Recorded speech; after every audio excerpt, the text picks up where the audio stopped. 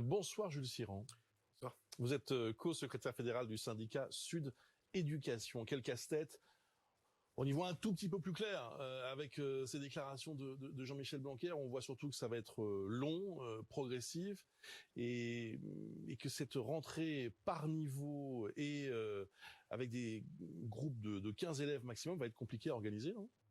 Alors, on y voit plus clair, je sais pas, puisqu'avec le ministre Blanquer, on a l'habitude d'avoir des volte-face perpétuelles, voire qu'il soit lui-même démenti par le gouvernement suite à des annonces un peu farfelues. En tout cas, ce qui est clair là, c'est que contrairement à ce qu'on vient de voir dans l'extrait qui a été diffusé à l'instant, ce n'est pas vrai, il n'y a pas de doctrine sanitaire, il n'y a aucune information qui a été donnée ce matin concernant les garanties sanitaires. Et pour cette raison, pour notre syndicat Sud Éducation, la réponse c'est toujours non. Tant qu'il n'y a pas de garantie sanitaire, aucune réouverture d'école n'est envisageable. Qu'est-ce que vous appelez garantie sanitaire ? Qu'est-ce qui est le plus important pour vous ? Des tests préalables, réguliers pour l'ensemble des personnels et des élèves, et pas seulement pour les patients symptomatiques. Voilà, puisqu'on le sait, il y a également les porteurs sains qui doivent entrer en compte.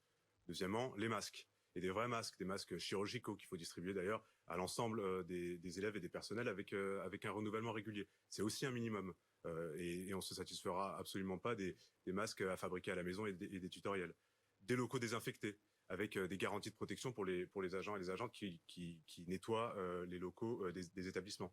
Et ensuite, on peut commencer à parler de réorganisation. Et là, effectivement, il faudra des mesures en termes d'effectifs par classe qui permettent la distanciation sociale. Et là, avec 15 élèves par classe, on a fait des calculs rapidement. Sur un lycée, on peut très bien arriver à 800 élèves en même temps sur un établissement. Donc, on voit aussi que sur cet aspect-là, on est encore loin du compte.